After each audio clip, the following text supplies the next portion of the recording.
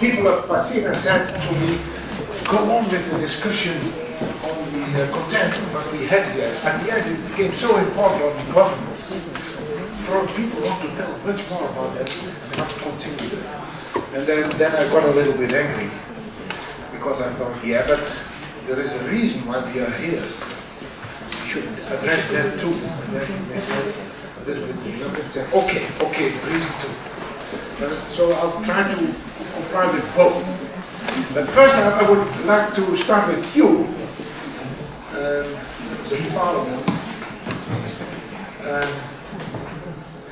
When you are going home now, having discussed this, let me add a little bit and then ask you what are you going, how are you going home, and what are you going to say to people you think, important people for you. Say, listen, I was in Lisbon and there was an experiment, a demonstration on parliamentary technology assessment, and it has to do with genomics, and I've been there, and now you listen carefully. I'll say it once. Something like that. So what we did here was talking about it. We had an example, was genomics, and then it popped up that this is the best topic you could choose for Parliament, because it has all the issues you need. It is tricky, it has to do with human rights, it has to do with political views on the good life, which are completely diverted, and which politician has to take a stance to. It has to do with risks, both big risks. It has to do with citizens who are going in distrust. It has to do with big fights between the hospitals and the preventive medicine world. And it has to do with the big fights between the hospitals and industry who wants their share. And it has to do with everything. And so everything, and then it is a massive development, 4,000 diseases. And so in a good parliamentary technology assessment procedure, we would have said to the press, there is a lot of shit going on there. And this is not easy. There are huge governance problems. You should come to the meeting. And then you can hear that it's not easy for these parliaments and for the policymaker to solve this development. This is complex, it is interesting, and it has directly to do with the citizens and with the ideas of democracy. So you should come and listen carefully how they're going to solve it. So this is what we would have done, and then it was in the newspapers and the media, and they would have said, yes, there is a big meeting, and they had some interviews with members of parliament on beforehand, and it was also in the papers. And then we had this discussion today. And there were also journalists there, and now my question to you is, how would you go home and what would you say?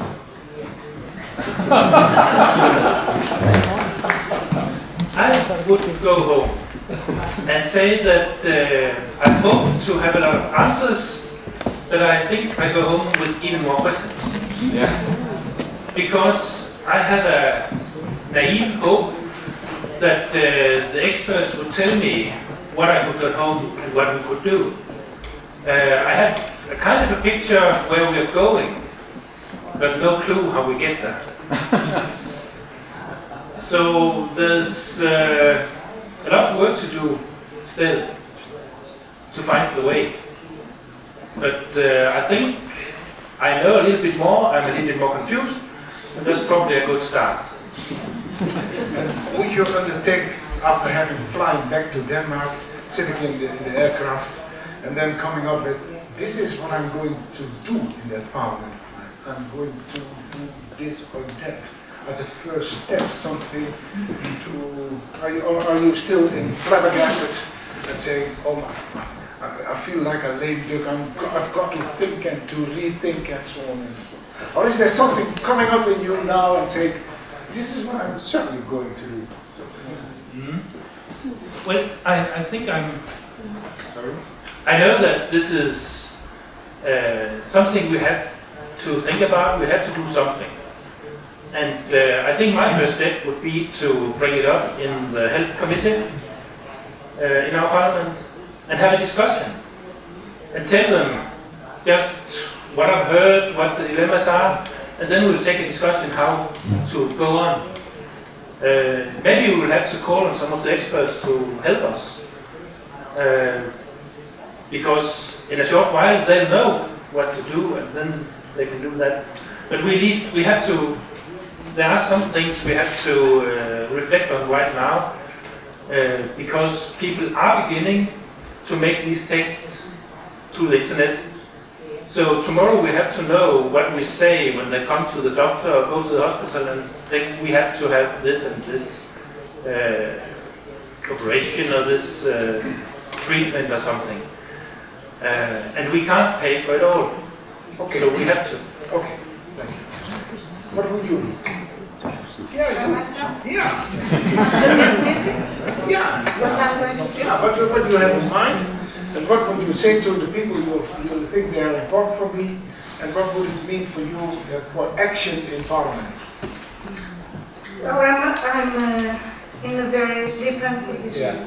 because I think about these things for a long time ago. Yeah. You're infected. Yes. I'm infected and treated. I hope so. And I think this issue is such an important one that I have to give him a human rights approach and also a pragmatic approach. There are a lot of bad things that I am not going to solve. So I have to make a pragmatic approach.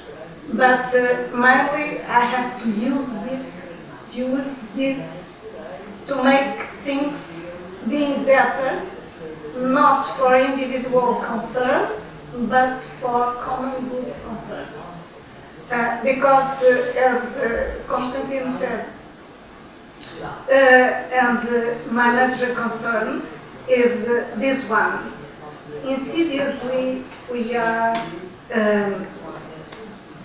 walking from universal coverage to individual coverage. And this is not the common interest. Okay. This is the commercial interest. And we have to understand how in these generations individual approach is important, because people think, people make choices, people want to be well served, but as politician I have to think about it better for all, for the most important number of people, and I have to make the match between both things. And mainly, I have to understand what is going on, and of that understanding, to build a correct legal approach, because it's my role now. But as you could understand, in Portugal we have excellent experts in these areas, and we have exceptional thinkers about public health approach. And what we have done always when we have to build the laws regulating genomics, it's always count on them, and they always collaborate with us. So it's very interesting, because we have this facility of approach, of knowledge, and of cooperation. Sometimes the claims are about what governments do not do with the legislation we have. And of course we can press government, but we are not executive members. So what I will do with this is to prepare my succession.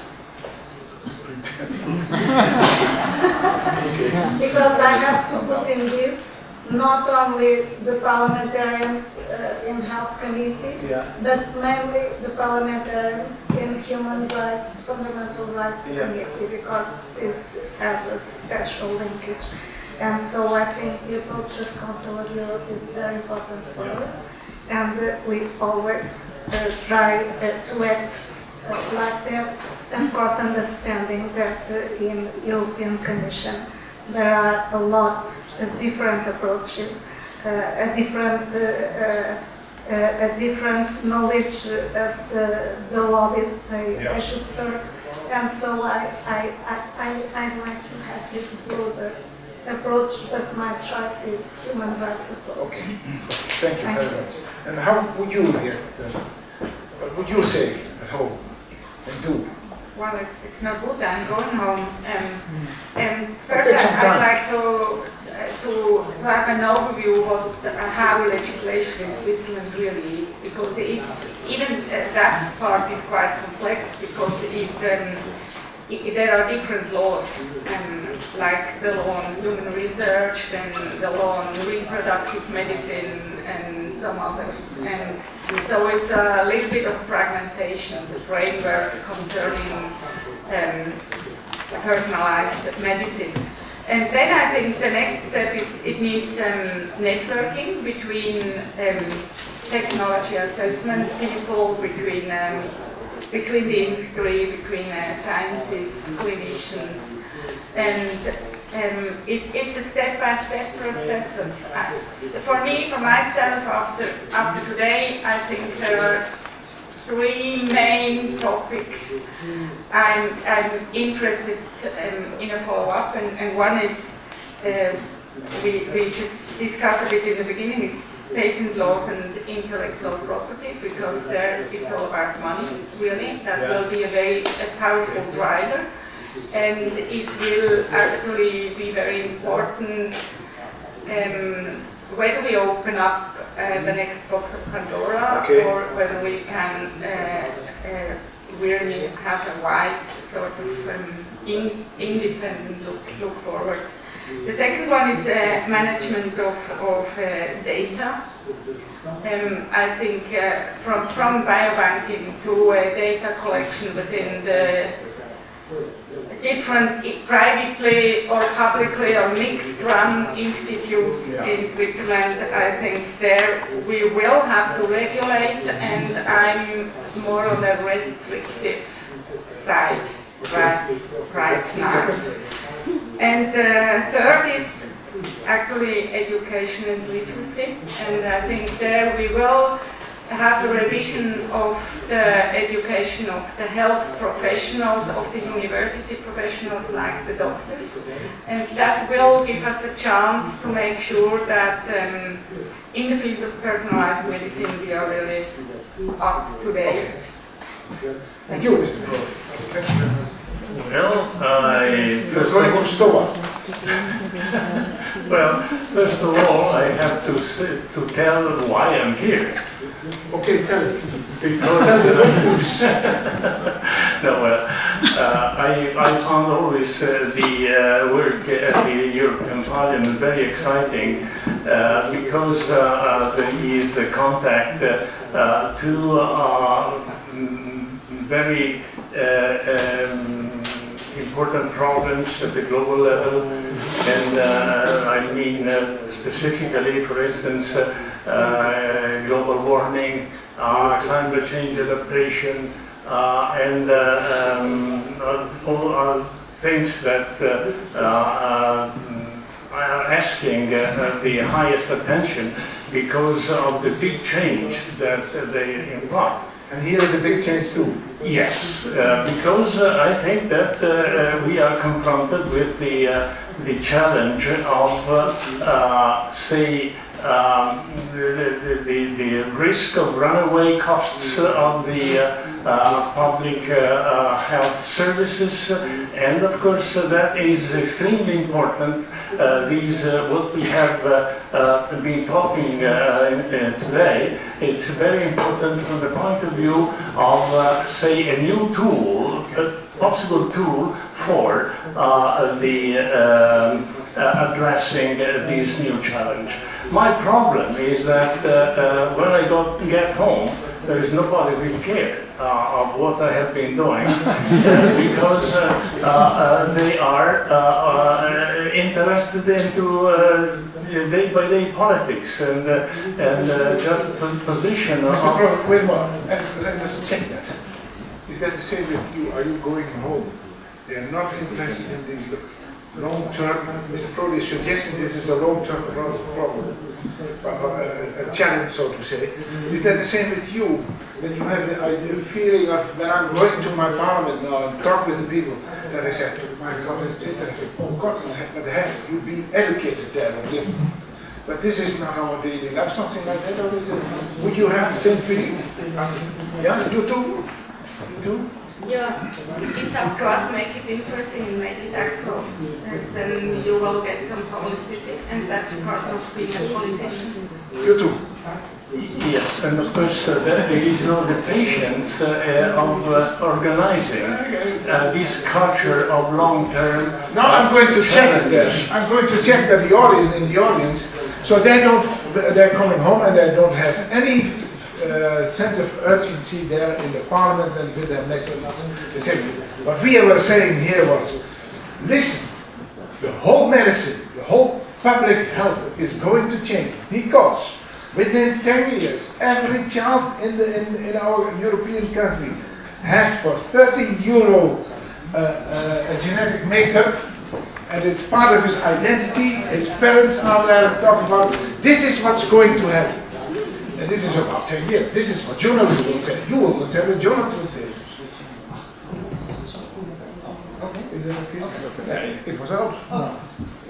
And now this is what is going to happen. And then these 4 members are saying, my parliament is easy, they have their own daily problems, and this is not. Please give them some arguments that they should make them sensible for the sense of urgency what's going on here. What should they tell at home that there is going to happen more than this? You have suggestions? But we are spending money, too much money with things that we don't need. Wasting money. That's what you say. Yes. Wasting money. Is that a good argument? That's the question. Is that a good argument for We don't need spending too much money with things we don't need. this is the case now? Yes, it's now it's going to get worse. Okay. Other suggestions?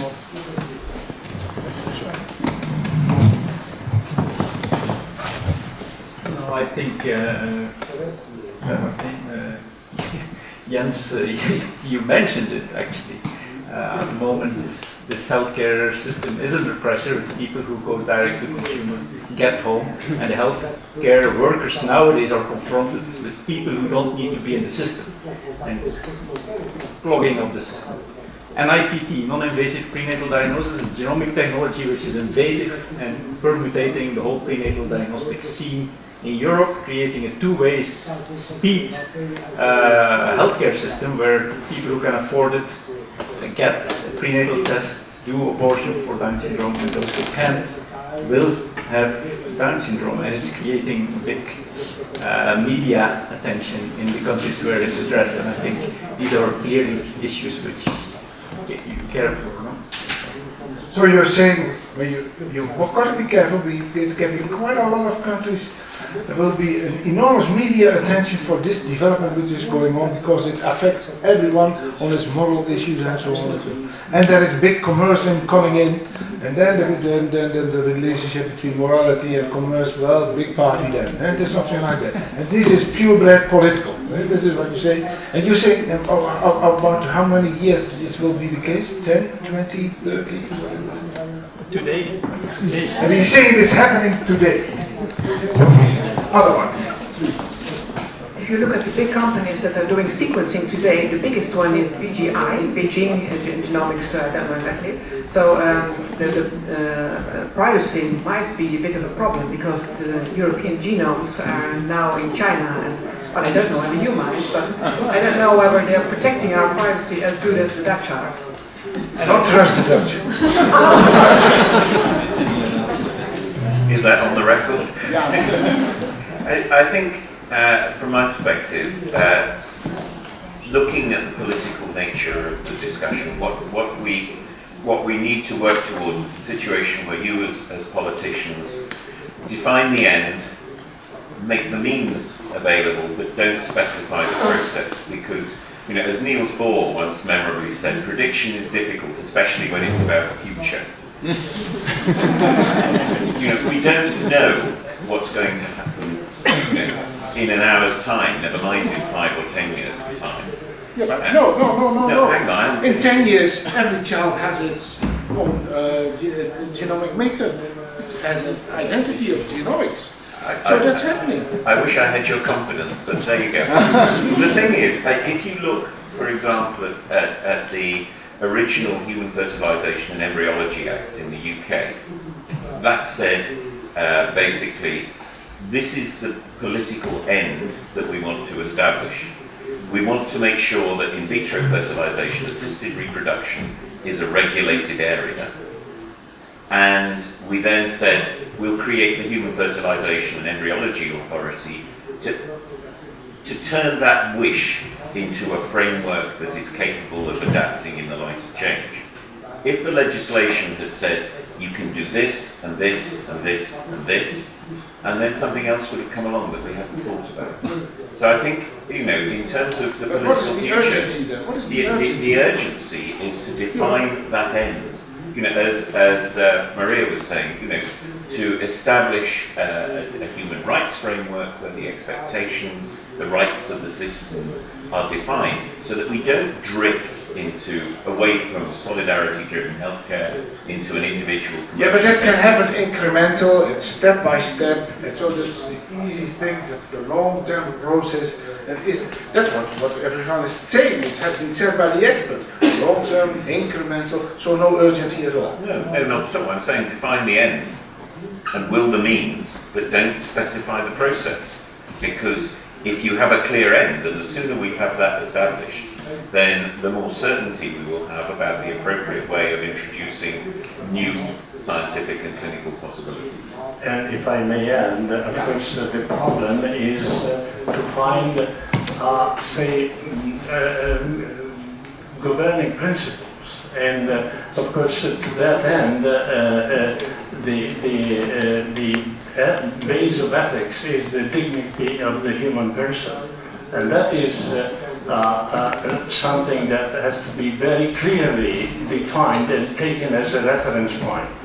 So is that then, would you go back to the STOA and say, listen, these governing principles for genomics, this is not okay now at this moment, and this cannot stay too much time, we should do something. Is that what you would say? It's politically speaking, it's a reference point that is absolutely essential to my understanding, because I'm interested into politics in order to give my fellow citizens the framework to fully develop their potential, and in the respect of everybody else's potential. So this is, of course, my my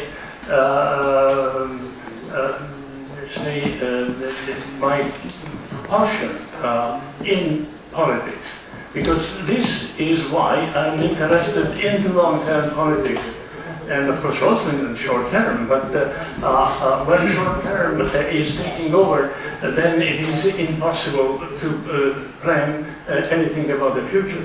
But this is what is more interesting for my fellow citizens.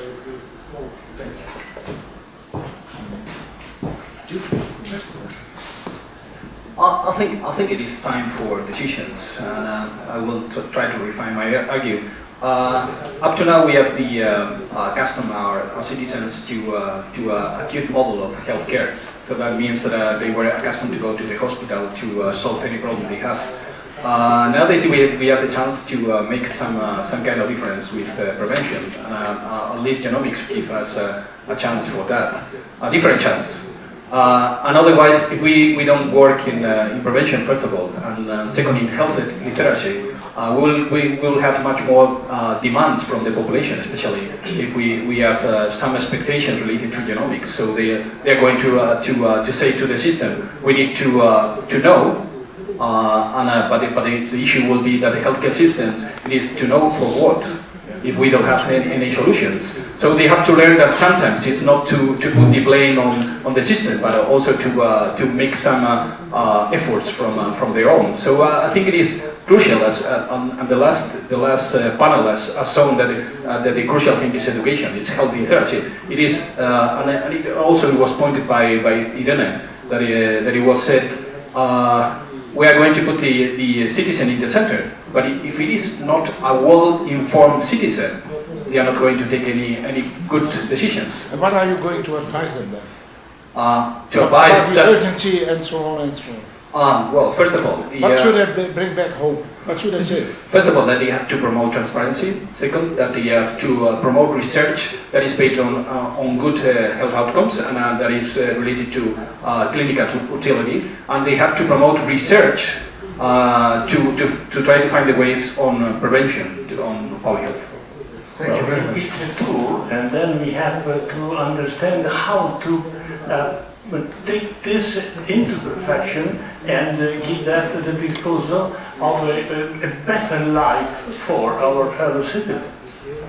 That is the imperative. Please. Well, I think we should think global, of course, and there is a lot of money involved, so it is for the good of people. We should go ahead. But we need to think also that each individual is an individual and has the right of own privacy concerning genome, and that it is a very important thing to define if it will be a global definition and everybody needs to go that way, or if it is a global decision or a local decision with a global concordance between the other similar societies. I think that needs to be very well defined for the good of people and each individual by itself. Well, my political one-liner will read as follows.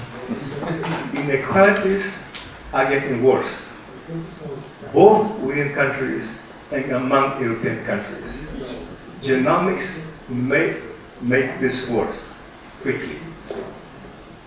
What makes it worse? Genomics may make health inequalities still worse. Fast. And this is, may. And when you're not very clever now, it's unavoidable, it will be, the inequality will grow. Something like that. And it's still to manage then? That you prevent inequality? It's still possible? First, we have to map them, and we are doing it well enough. We have to map health inequalities within countries and between the countries since they are growing. If we don't map them, we don't have the sense of urgency to do something about it. So map them and address them. And genomics can be a good pretext, a good opportunity to do that. Okay. Jan, I would like to go back to the very first question that Jens brought up of the issue, namely hoping for answers and ending up with more questions. And I would relate that to the question you raised about what is it that we would like to demonstrate with our TA process. And for me, the basic idea is that what we would like to demonstrate is that it's possible to connect scientific discourse and political discourse in new and more fruitful ways by, first of all, starting with the questions that politicians might have about this development, and then asking experts to provide them with information, perhaps not which I think in first instance might give you the possibility to phrase your questions in more sharp and precise ways. I think that would already be very important. And I think to some extent that is what happens today. How indeed could genomics contribute to improved public health? And I'm not really sure that we have got real answers to that question, because what I heard was about that genomics perhaps does not, genetic information does not add very much to what we already know about our own health. And I think that is an important point in relation to another question you raised, namely the question of trust. Why should we provide and collect all those data on a massive scale if we don't know where it really leads to? So, what I would advise you is indeed try to make your questions about what the purpose of research and where we should go as sharp as possible. Because what we learned of today is, I think, that we still not really did get the answers to that question. Reaction, please. This is the question I asked myself when we discussed FP7 and also Horizon 2020. This is because we are facing new challenges and we need new tools. And then, of course, this is again how Horizon 2020 will be managed and how we can actually use that to refine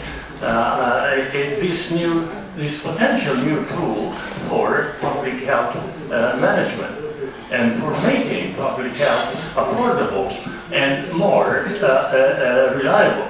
So this is essentially, say, the challenge that is posed by aging population, that we need even more health services, and that has to be, followed very closely, and in order that we tried, of course, to put some reference points, and these have been used to give out the money for research.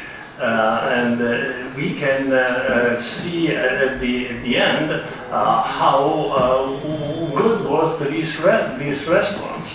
But definitely it is something that is anyway very worth trying.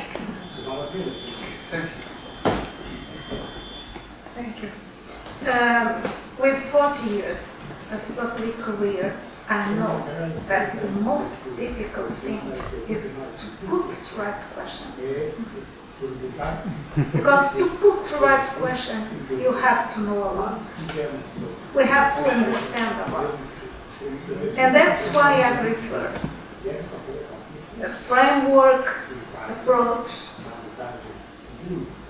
based on principles for the laws to regulate this kind of problems that are still emerging.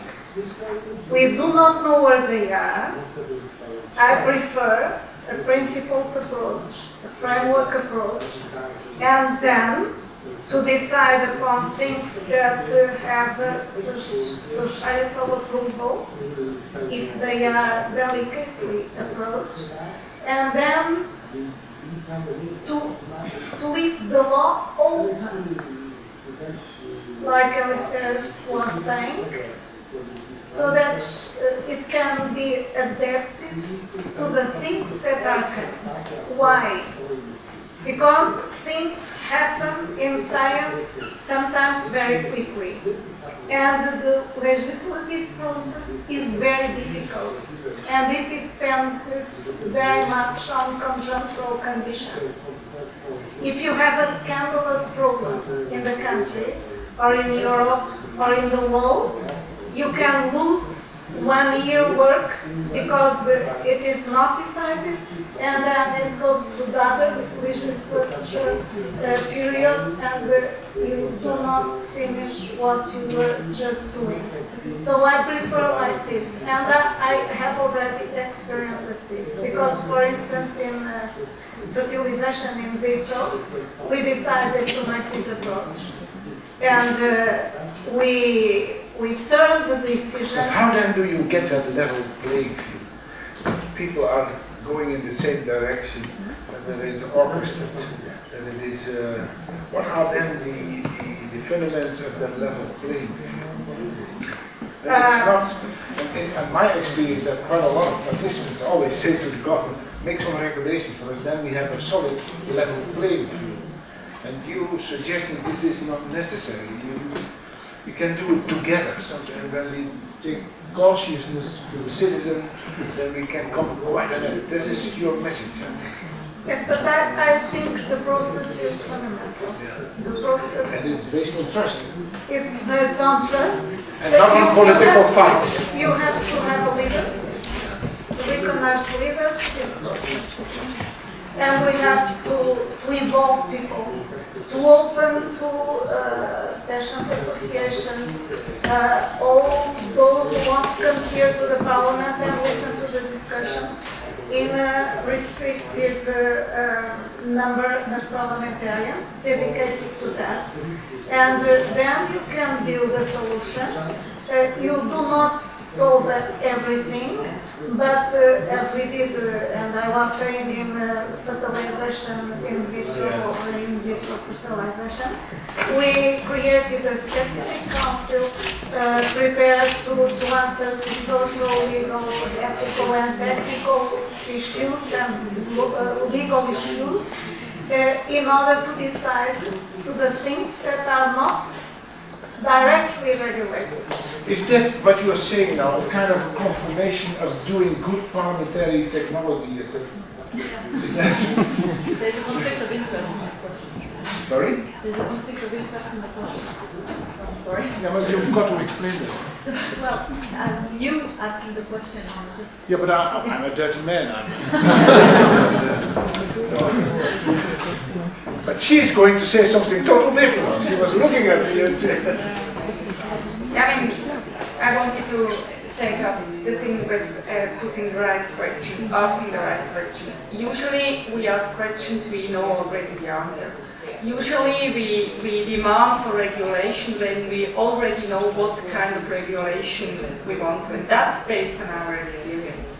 And that's in every field. It's in politics, it's in scientific, etc. And so I think asking really questions we don't know the answer and to go with it, that's a big challenge. In politics, it's very demanding because you want to be able to offer results at this stage.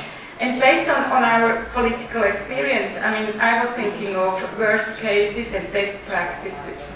And what came up in my mind was the thing about nuclear energy and the hopes that were going with developing nuclear and using nuclear energy in the 50s, 60s, and how we end up right now, and how we sort of try to reframe the whole thing with going with nuclear energy. And I just wanted to ask whether that's something similar with personalized medicine.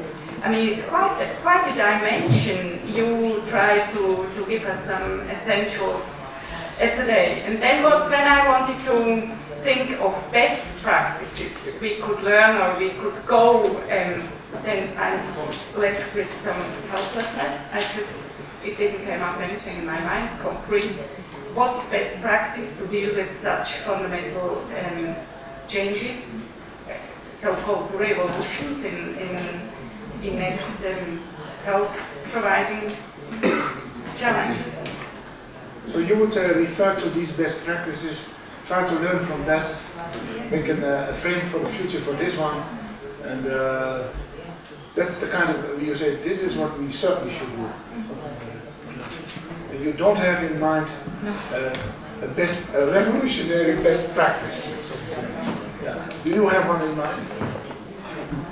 No. Someone can give an advice of a good revolutionary practice. Please, Lars. I have one. Should I have the microphone? I maybe have one. I have a suggestion I want to consider as a potential best practice.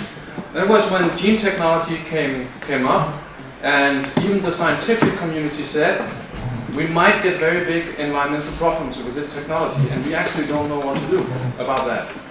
And therefore there was made a proactive legislation before gene technology was out there. There was made a proactive legislation in many countries. It ended up being the legislation for Europe, which put some limitations on gene technology that it should be approved, it should, there were some things that was put up, but it didn't block for further research and further exploitation of the technology. So it was a proactive political reaction to a warning from the scientific community about things they were doing themselves. And I think that is quite comparable to what we experience here. Thanks. Other examples, other suggestions of best practices? No best practice in the Council of Europe? No? I won't say no. So this is the point I want to make. Okay. I just want to use another word. It's accountability. And I think it echoes the comment from Dirk. I think that if there is some kind of general framework with kind of criteria would be set up, this is something that has been mentioned. But I think that when you give money, when you found something, you want to be able to get milestones and results. When you give your materials as a person, there's no such kind of duty. Well, I'm not talking about individual feedback. I'm talking about, it's a partnership. You're actually asking the populations to serve a purpose. But there's also a duty to show that you're actually achieving results. So you're suggesting make a big enterprise of it, that we are going together to that future. Something like that. Well, I'm not so allegoric and novel. I mean, I'm just saying, but you were saying, if you're very pragmatic, if you say, okay, there's the sector that is saying promising so much, but to achieve that promise, they need the population.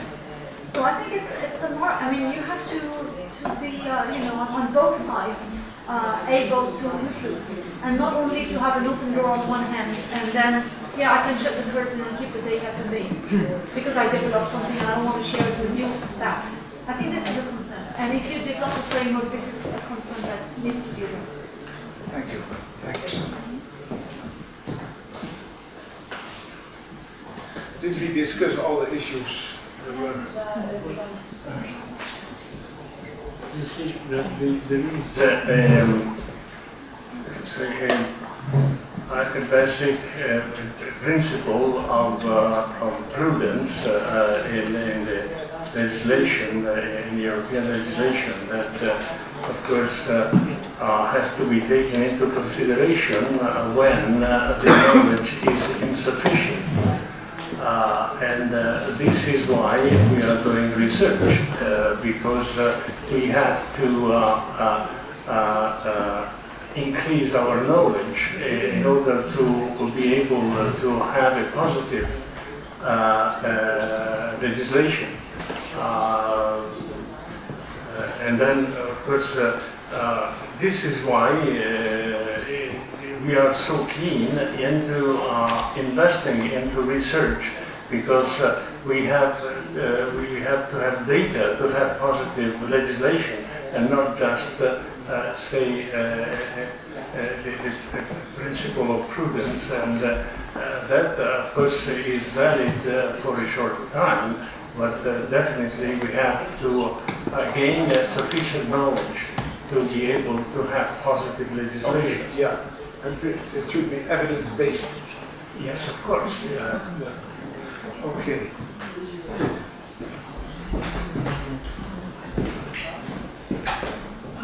Well, I just would like to raise the attention that I think we have enough evidence, empirical studies about public attitudes toward genetic technologies. And most of these studies indicate that population in general, although the variables of age and education make a strong impact, but in general terms there is optimism from the citizens, there is trust on science. So my suggestion would be in the direction not of best practices, because we have heard a lot today about it, but in finding a way to pass a message, to raise political or the politicians' awareness of the importance of this. And I would give very practical examples, because for the last 30 or 40 years, the gantry test, I think that's the technical name for collecting sample from the feet of newborns, we have these biobanks, and we don't know what people, experts are doing with that. So we are emphasizing this is novel, we have novel challenges, but we are constructing biobanks which has a great impact and benefits for public health for the last 40 years.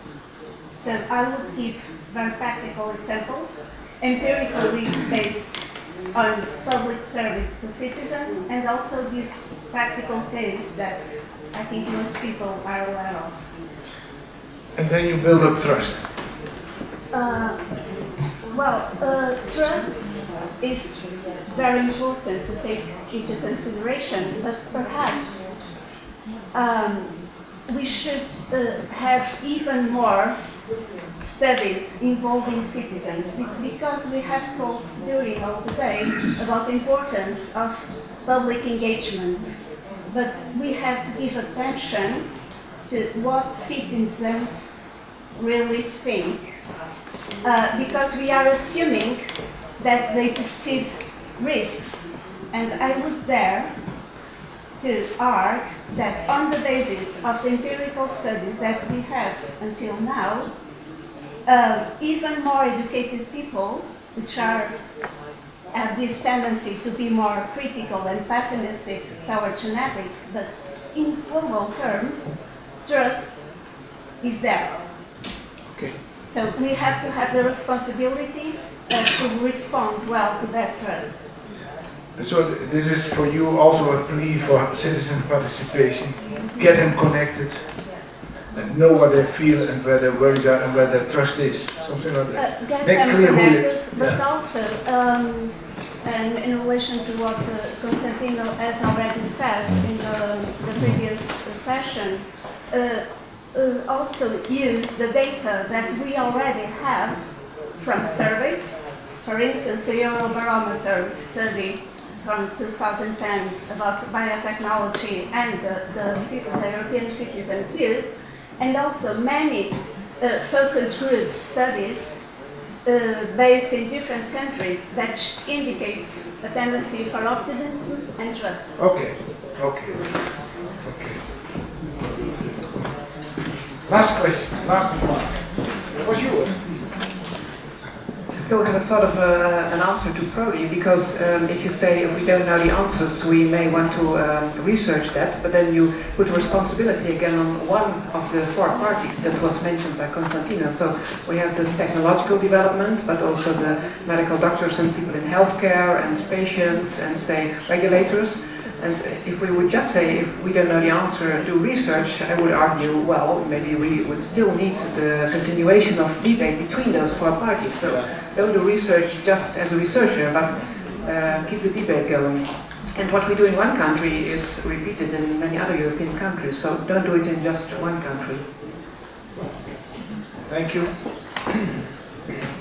This is the advantage of reasoning at the European level, because there are problems that cannot be tackled by a single member state.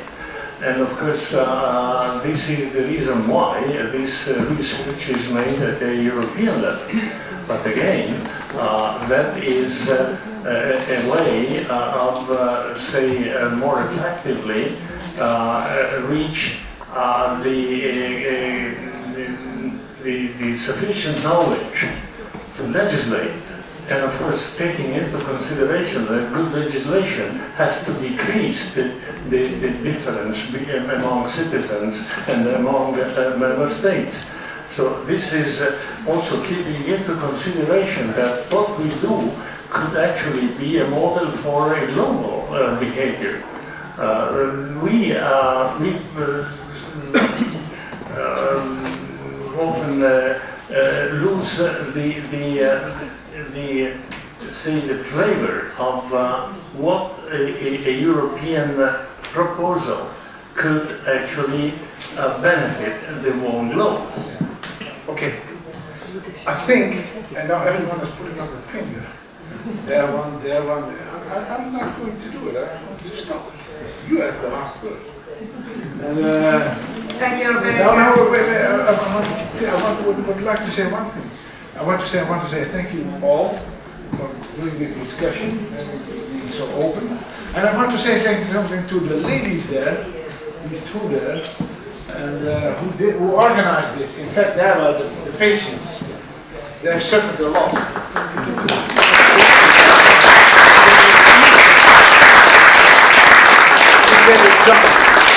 So once again, thank you very much. Is that for me? For this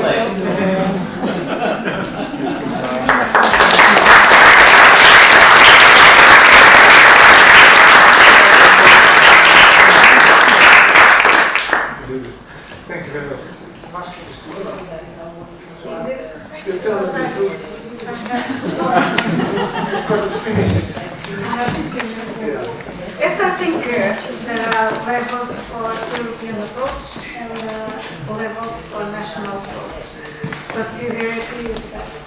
But what the European approach has been learning us, it's that there is a huge separation between what they say in the Commission and between what they decide in the ECOFIN and Council of Ministers. So I think the problem now is up to the citizens if they trust on European institutions, and I think that the next European elections will give us some answer about that. And I am not with very big confidence on that. But anyway, I think that when we put together all these people, researchers, politicians, and try to build something together, I think that what we really want is what we said in some way, what I said in another way, what Constantino said, and a lot of people here said. We have to have a correct approach on this, even if we do not know where we are going to. But I think that what is our responsibility is to serve human dignity, and when we serve human dignity, we have to deal with the problem of inequality. It's one of the most important. So I think we have to put our talents, our energy, our knowledge, and our ignorance all together in order to achieve the right things. And I think that this afternoon we did something towards that, and I think I'd like to join everybody making a special compliment to Mara, because she has invested a lot in this meeting, and I think she prepared this with the coordinators of PACITA in a very, very professional way. And I myself personally, and I think that I can speak in the name of my colleagues, of course we come out from this meeting with a lot of doubts, but we come out of this meeting with the comfort of knowing that we are together in our fears and in our hopes, and mixing our fears and our hopes, we have to build trust for the citizens. And I think that this is the achievement of this meeting, and perhaps I can read in your eyes that we can finish the meeting now. And thank you for coming, thank you for being, thank you for learning us, and perhaps will allow me to thank the professionals of Parliament that stayed with us the whole day and helped us like the interpreters to make this meeting a success. I think it was a success, and now we are hoping next steps. Okay?